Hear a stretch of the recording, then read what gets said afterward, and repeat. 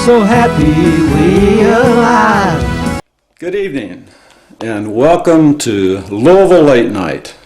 This evening we are just thrilled to have with us a teacher's teacher, a therapist's therapist, Dr. K.Zeig, who is in Louisville conducting a seminar having to do with family therapy and especially the work of Milton H Erickson. For some reason when you were talking,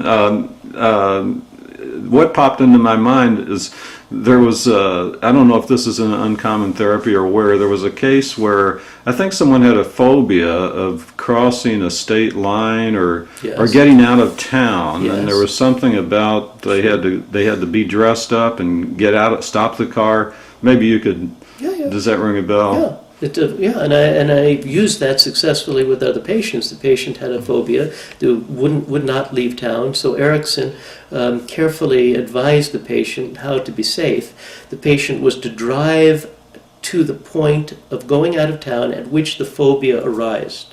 Then, very carefully, the patient was to get out of the car, lie down on the ground, on a blanket, in a safe place, wait until the phobia passed. Then the patient was to drive another 10, 20, 30, 50 yards. If the phobia reemerged, the patient was to get out of the car, lie down on the ground, and wait until the phobia passed. It was a very practical therapy, and the ordeal of doing that, I'm sure, was partially instrumental in the patient recognizing that he had resources to be able to cope with the problem. Mm-hmm. Yeah. Amazing.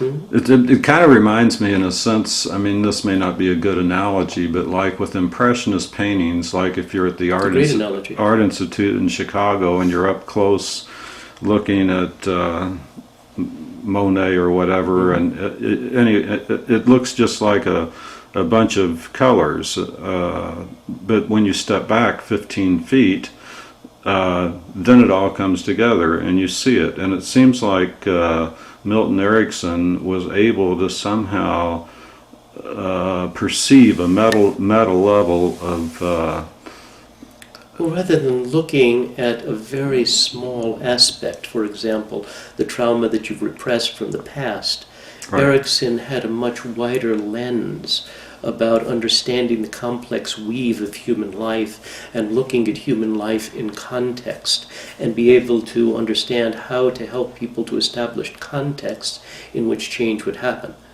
So Erickson was very famous for hypnosis, but he was also very famous for the strategic psychotherapy. What I call this is an experiential approach. People know, but they don't necessarily realize what they know. People know to stop smoking, they know to not drink so much alcohol, people know to be kinder in their loving relationships, people know that it would be better for them to relax when they're anxious, people know that they should change their mood if they get locked into a mood, but what they know and what they realize is very different. So the job of psychotherapy is to help people to create a bridge between the land of knowing and the land of realizing. And basically we do this by the experiences that we give people. Now, I loved your analogy about talking about impressionist art because I was teaching about that very issue and using that as an example. Classical art, for example, like classical psychoanalysis, is interested in reflecting back reality, what was. Rembrandt painted incredibly beautiful portraits of what was. Well, there was no photography then. With the advent of photography, Impressionism was freed. It freed art. So art didn't have to reflect back reality. And art could be ambiguous and experimental and expressionist. And art didn't have to be an exact replica. But by virtue of doing that, the viewer of the art became a co-creator of the experience. So by looking at the way in which Monet did water lilies or Seurat did his scene at the jetty, suddenly you become a co-creator of the art. The mood changes. The purpose of art previously was reflect back reality, give a picture of what was. And then with the advent of Impressionism, the purpose of the art was make the viewer a co-creator of the art, bring forward experiences. How can art be influential in changing mood and perspective? And Erickson was at that cusp of changing psychotherapy from a reflection of what was to a technology for how can you influence mood and perspective. He was more like a dramatist, a stage director, than he was an analyst trying to be the person who would mine for these terrible problems that existed in people's psyche. He was much more hopeful about stimulating resources, making psychotherapy a positive experience. Build on the strengths, don't spend time analyzing the weaknesses. One thing I want to mention, Jeff, is for people who are more interested in finding out about the Milton Erickson Foundation, could you give us the website? Sure. Right now? Yeah, it's www.erickson, that's ERICKSON, -foundation.org. But if you just put Milton Erickson into the browser, the first link that you're going to get is to the Milton Erickson Foundation in Phoenix. Remember that we're a professional organization, so we're a nonprofit foundation, but we train professionals. But for people who are interested, they could go to the website, learn about the activities that we have. It's not that we really have a lot of self-help books or resources that people can use in the community. Mostly we're involved in training psychotherapists. But people could learn a little bit about Milton Erickson. They could learn a little bit about Carl Whitaker and Carl Rogers and Viktor Frankl, because on some of our websites we have downloads where you could hear some of these remarkable contributors to psychotherapy. Yeah, I noticed that you had written an article where you actually met Viktor Frankl and visited with him and his wife.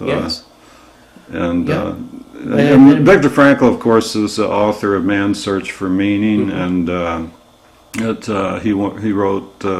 It's one of the most influential books that I have ever read. And many people. Maybe you have a little story about. Yeah, of course. I met Viktor Frankl on 5 different occasions. He was a Holocaust survivor, certainly senior to me. I met him first in 1990, and he was a remarkably influential public speaker, a public figure. So when I recently was at his home, this was just a few weeks ago, I was visiting his widow, and his grandson and I are working together on a project. His grandson is a combination psychotherapist, filmmaker, and also his mother and father, Viktor Frankl's daughter and the son-in-law. And so I was at Frankl's home, and I'm looking through the home office, and there's for example, an autographed picture from Mamie Eisenhower. Well, as it turned out, Mamie Eisenhower, after Ike died, invited the Frankls to come to Washington for 3 days, or wherever Mamie was. I don't know if it was Washington. And why was that? Well, Ike, when he was dying, the last book that he was reading was Man's Search for Meaning. Right. So when I'm visiting Viktor Frankl, Arthur Miller, the playwright, was an acquaintance of Viktor Frankl, and Heidegger, the great philosopher, existential philosopher. I'm signing the guest book. Heidegger is one of the guests, one of the early, and was an important influence to Viktor Frankl, who came out of the existential psychotherapy field. His office, he has 27 honorary doctoral degrees. Frankl died a few years ago. Wow. But there are 27 honorary doctoral degrees. I don't know that Kissinger has 27 honorary doctoral degrees. In the middle of those honorary doctoral degrees, there is a small, ratty certificate from the San Diego Flight School for soloing a Cessna when he's in his 70s. Oh, wow. So I say, Professor, when I visited him in 1990, I say, Professor, because I'm a pilot, I say, Professor, what's this about?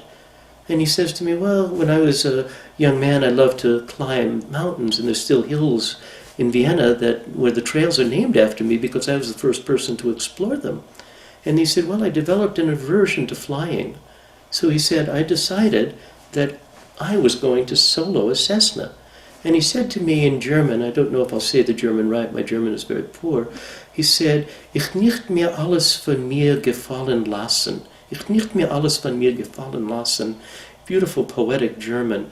There are some things about myself I don't have to tolerate. And so he was one of these, like Erickson, like Whitaker,